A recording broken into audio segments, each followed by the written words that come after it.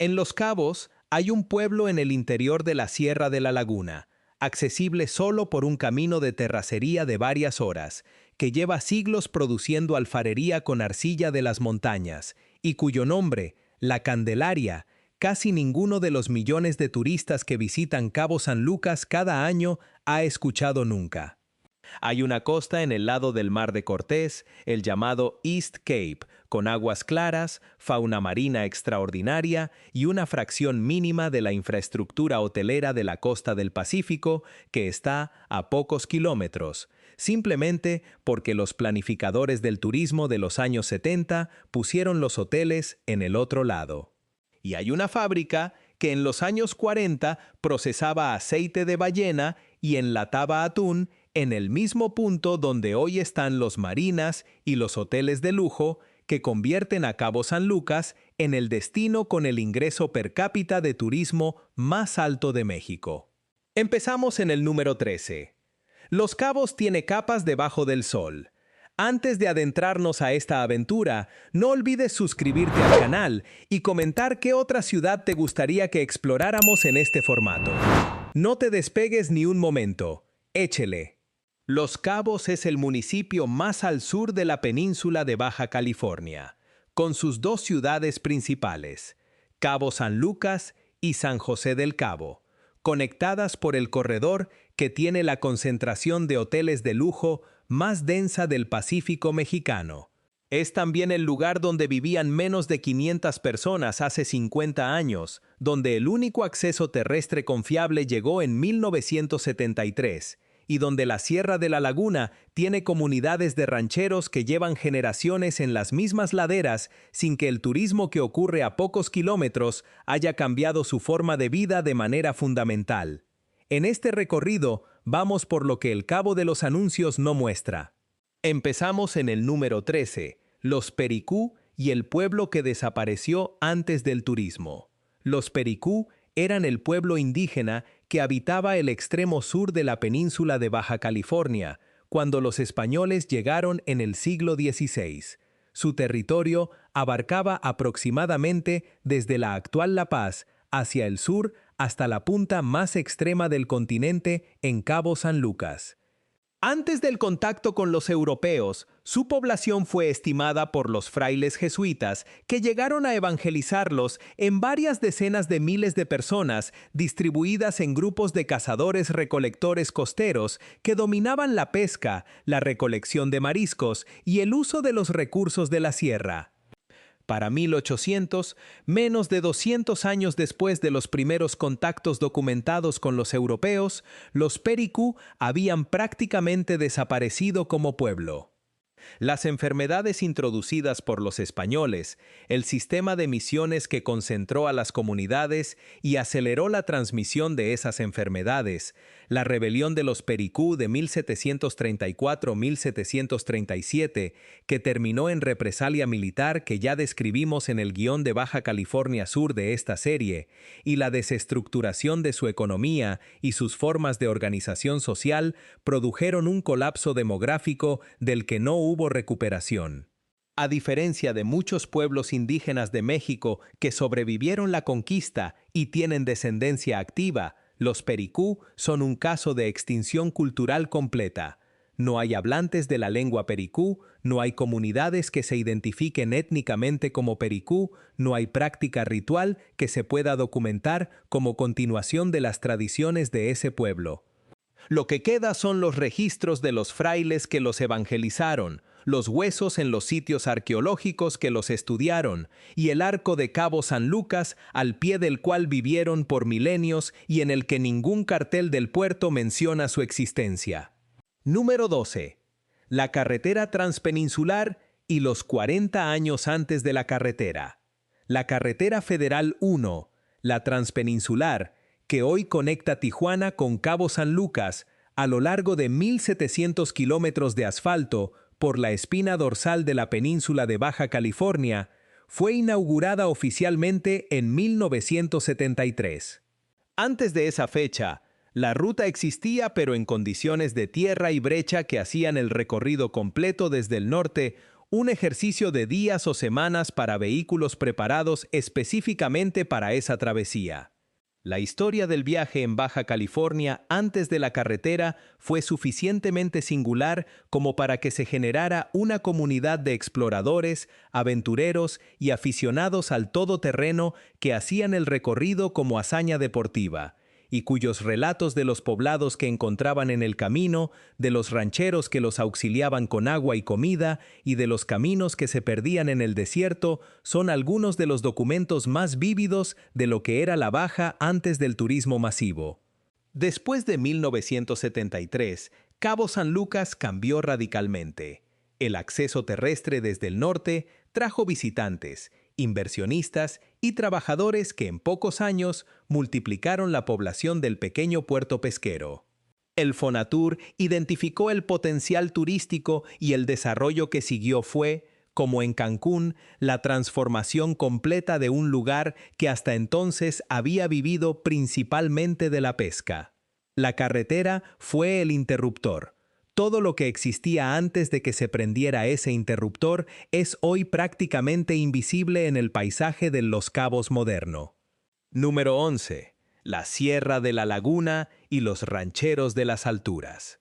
La Sierra de la Laguna es la cadena montañosa que corre de norte a sur por el interior de la punta de la Baja California Sur, llegando a altitudes de más de 2.000 metros. En sus cimas y en sus laderas altas, donde la altitud produce un microclima de neblina y humedad completamente diferente del desierto costero, crece un bosque de pinos y encinos que los biólogos de la UNAM y del CIBNOR clasifican como un ecosistema de isla montañosa. Está rodeado de desierto en todas direcciones, no tiene conexión terrestre con otros bosques templados y ha desarrollado en consecuencia un número notable de especies endémicas que no existen en ningún otro lugar del planeta. En las laderas bajas y medias de la sierra, accesibles por caminos de terracería de horas desde las carreteras costeras, hay rancherías que llevan generaciones produciendo ganado, frutas de temporada y los quesos de rancho que los restaurantes de Cabo San Lucas y San José del Cabo incorporan a sus menús como producto artesanal local. Los rancheros de la Sierra de la Laguna son los descendientes de las primeras familias que llegaron a poblar el interior de la península en el período colonial y el siglo XIX, y viven en condiciones de acceso a servicios que el municipio de Los Cabos, uno de los más ricos de México por ingreso per cápita turístico, no ha resuelto completamente. La sierra es Reserva de la Biosfera de la UNESCO desde 1994. Recibe una fracción mínima de los visitantes que van al arco. Suscríbete al canal si quieres seguir conociendo en Los Cabos que nadie te muestra cuando te vende el vuelo y el hotel. Número 10. Santiago de los Caballeros y el oasis de mangos en el desierto. El pueblo de Santiago, a unos 25 kilómetros al norte de San José del Cabo, por la carretera interior, es uno de los pocos oasis del sur de la península de Baja California, donde un manantial natural produce suficiente agua durante todo el año como para sostener huertas de frutas tropicales, mangos, naranjas, chiles, aguacates y otras variedades que en el paisaje circundante de matorral desértico son sorprendentes. Santiago tiene su iglesia de origen misional, su plaza de pueblo, sus calles de tierra y el acceso al Cañón de la Zorra, una cascada de agua en las estribaciones de la Sierra de la Laguna que baja desde los cerros hacia el oasis. Santiago tiene una dinámica interna que poco tiene que ver con el turismo de masas de Cabo San Lucas. Sus habitantes llevan generaciones ahí, con las mismas familias que aparecen en los registros parroquiales de los siglos XVIII y XIX. La presencia del manantial determinó que el lugar fuera habitado permanentemente cuando la mayor parte de la sierra no lo era. Hoy el pueblo tiene servicio de autobús hacia San José del Cabo y algunos turistas llegan en excursión a ver la cascada, pero su vida cotidiana es la de un pueblo de interior con sus propias fiestas patronales, sus propias disputas vecinales y su propio ritmo que no se detiene ni se acelera según la temporada alta de los hoteles de la costa. Número 9. La Candelaria y la alfarería que nadie ha ido a comprar. La Candelaria es una comunidad de pocas docenas de habitantes en el interior montañoso del municipio de Los Cabos, accesible por un camino de tierra cuyas condiciones varían enormemente entre temporada seca y temporada de lluvias. Sus habitantes se dedican principalmente a la ganadería de pequeña escala y a la producción de alfarería con arcilla que extraen de las montañas circundantes, en una tradición que varios investigadores documentan como heredera directa de las técnicas cerámicas que los grupos indígenas del sur de la península practicaban antes de la llegada de los españoles.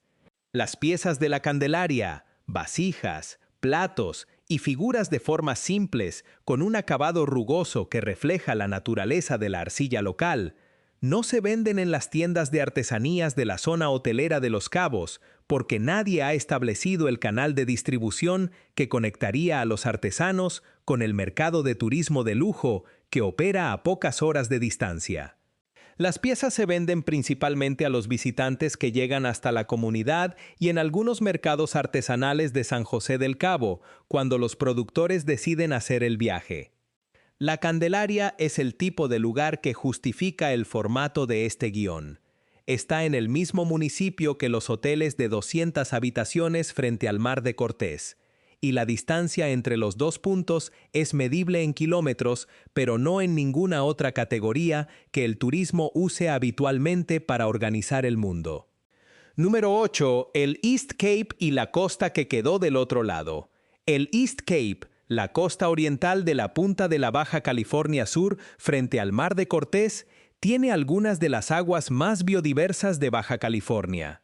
Fondos marinos de visibilidad extraordinaria, especies de peces que no se ven en el Pacífico y en el extremo más al sur, el Parque Nacional Cabo Pulmo, donde está el único arrecife de coral vivo del Golfo de California, declarado por la UNESCO como uno de los arrecifes con mayor recuperación de biomasa del mundo desde que se estableció la protección.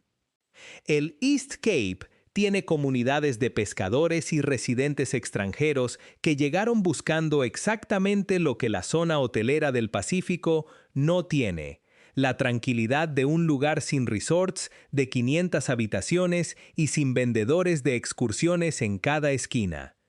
Los Barriles es el principal punto de la zona, conocido por los deportes de viento.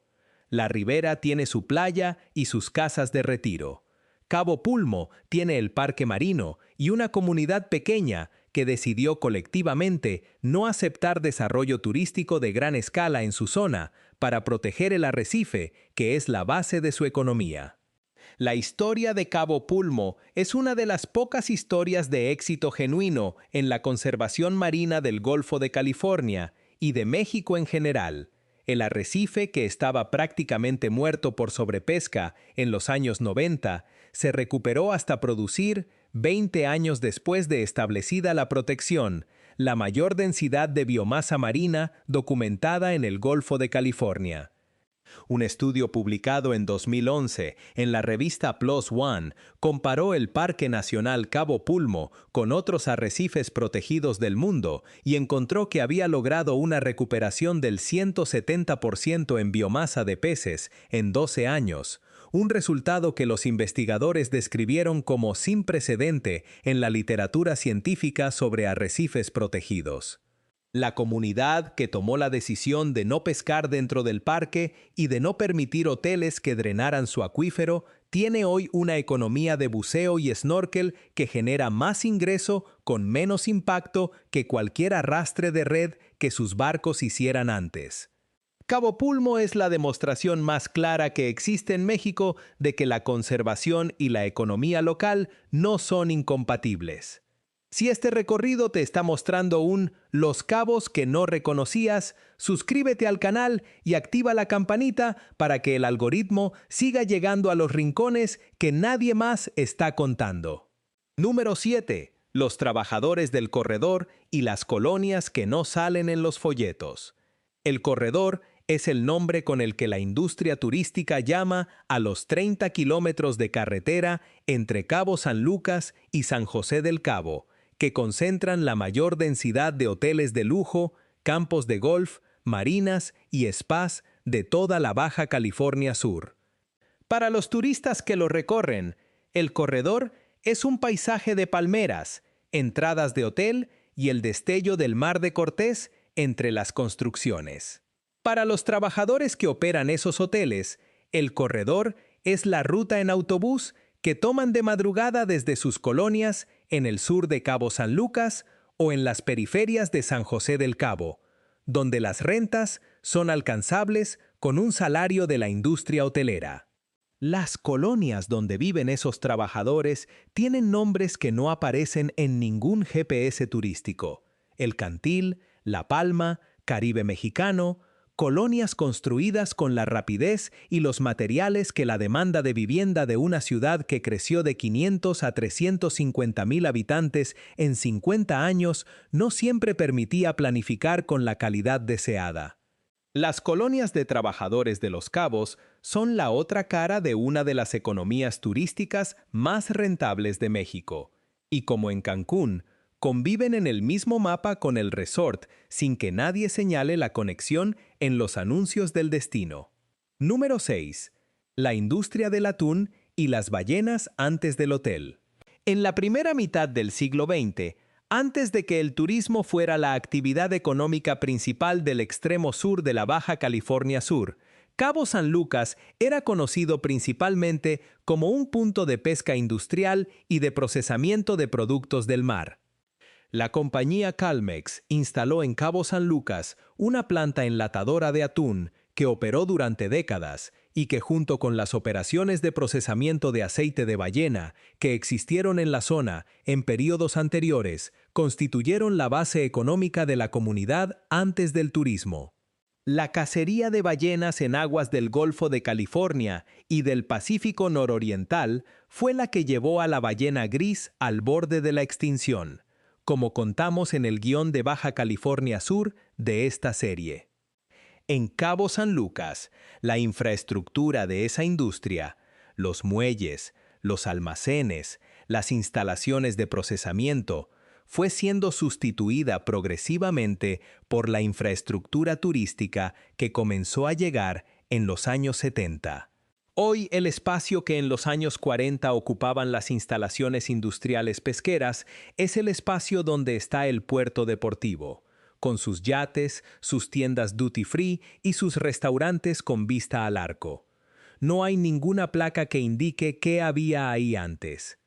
Compártelo con alguien que solo conozca Cabo por el Spring Break, porque hay una sierra con bosque de niebla, un arrecife que se recuperó cuando la comunidad protegió sus aguas, y una comunidad alfarera en las montañas que nadie en los hoteles de lujo de abajo sabe que existe. Número 5. El huracán Odile y el cabo que se rompió en 2014. El 14 de septiembre de 2014, el huracán Odile tocó tierra cerca de Cabo San Lucas como huracán de categoría 3, con vientos sostenidos de más de 200 kilómetros por hora. Era el huracán más intenso que había tocado tierra en la península de Baja California en la historia registrada. El impacto en Los Cabos fue catastrófico. Los hoteles del corredor sufrieron daños que en algunos casos llegaron al derrumbe parcial de estructuras. El Aeropuerto Internacional de Los Cabos quedó temporalmente fuera de servicio con su pista dañada. El muelle de Cabo San Lucas fue destruido. Las colonias de trabajadores en las periferias de ambas ciudades sufrieron el tipo de daños que siempre afectan más a las construcciones de menor calidad estructural: techos arrancados, inundaciones, muros caídos. Miles de turistas quedaron varados en Los Cabos durante días después del paso del huracán, sin vuelos de salida y con los servicios básicos interrumpidos.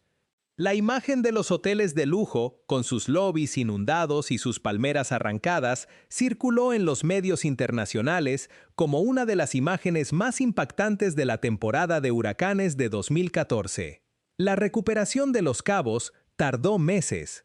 Los hoteles que reabrieron después del Odil lo hicieron en muchos casos renovados, con infraestructura más resistente y con capacidades ampliadas.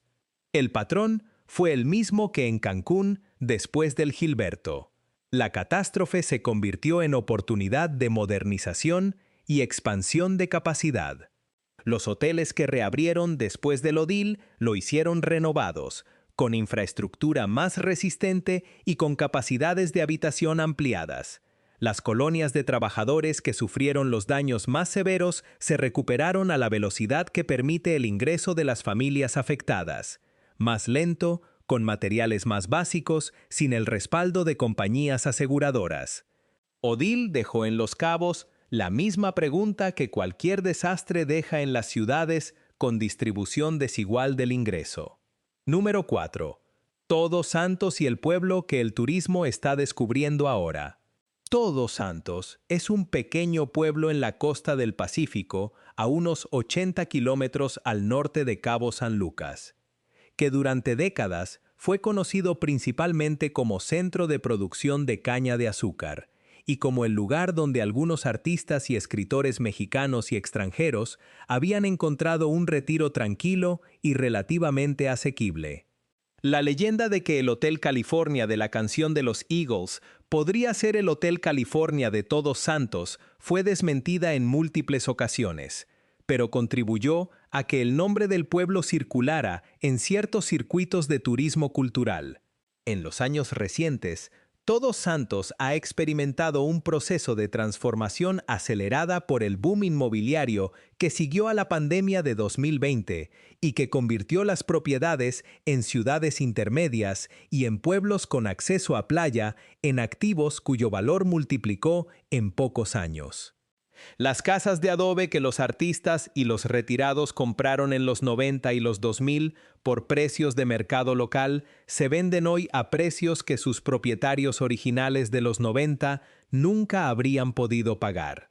Los habitantes locales que no son propietarios, que son la mayoría, enfrentan el aumento de rentas que cualquier proceso de gentrificación genera en cualquier ciudad del mundo donde llega dinero externo rápido. Las rentas suben, los locales migran hacia las periferias, los negocios que existían para servir a la comunidad local son reemplazados por negocios que sirven a los nuevos residentes de mayor poder adquisitivo. El pueblo que fue refugio de los que buscaban escapar del turismo masivo de Cabo San Lucas está convirtiéndose en la siguiente frontera de ese turismo.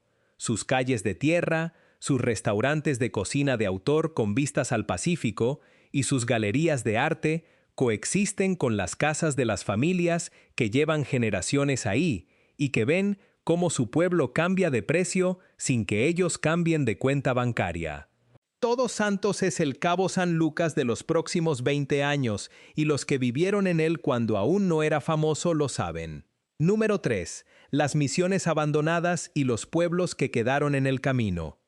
El sistema de misiones jesuitas que estableció la presencia española en la Baja California durante el siglo XVII y la primera mitad del XVIII dejó en el extremo sur de la península una serie de edificaciones que en distintos grados de conservación o deterioro son hoy los puntos de referencia histórica de un territorio que tiene muy pocos otros edificios coloniales. La misión de San José del Cabo, refundada en el siglo XVIII sobre el sitio de la misión original destruida en la rebelión de los Pericú de 1734, es el caso más visible.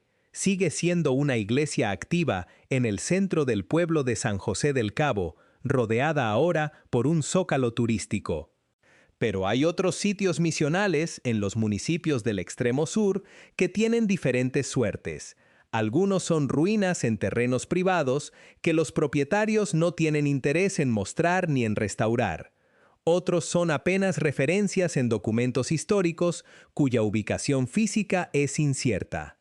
Los frailes que construyeron esas misiones en el siglo XVIII y que vieron cómo los Pericú morían a su alrededor hasta no quedar nadie a quien evangelizar, dejaron registros detallados de lo que encontraron y de lo que ocurrió. Esos registros están en archivos de México, España y Roma. El territorio que describen tiene hoy marinas, campos de golf y condominios de retiro que sus propietarios compraron para tener vistas al Mar de Cortés. Número 2. Los Cabos y el agua que no alcanza. Los Cabos es uno de los municipios más áridos de México.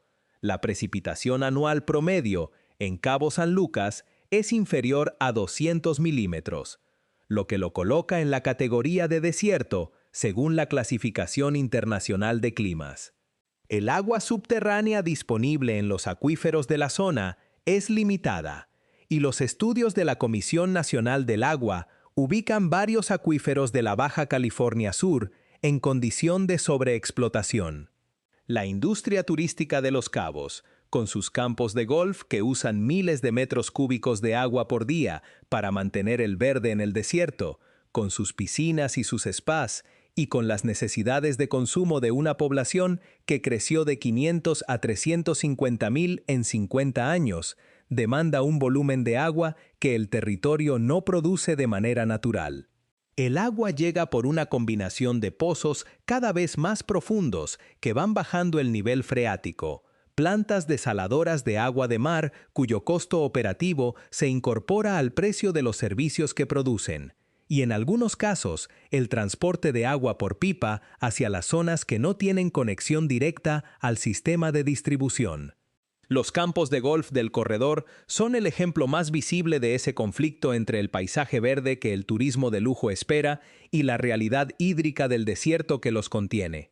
Hay campos de golf en Los Cabos que mantienen su verde con sistemas de riego que consumen volúmenes de agua equivalentes a los de comunidades completas, en un territorio donde la precipitación anual es insuficiente para sostener esa demanda sin extracción subterránea o desalación.